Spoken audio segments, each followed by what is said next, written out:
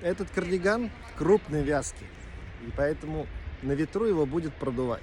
Поэтому вниз под него я всегда надеваю толстовку или тоненькую куртку, чтобы чувствовать себя комфортно и на ветру не замерзнуть.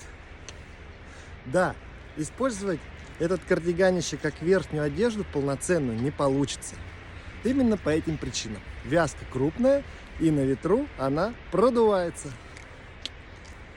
Это эффектное изделие, красивое, объемное, для эффектного выхода, в котором вы чувствуете себя позитивно, комфортно, классно.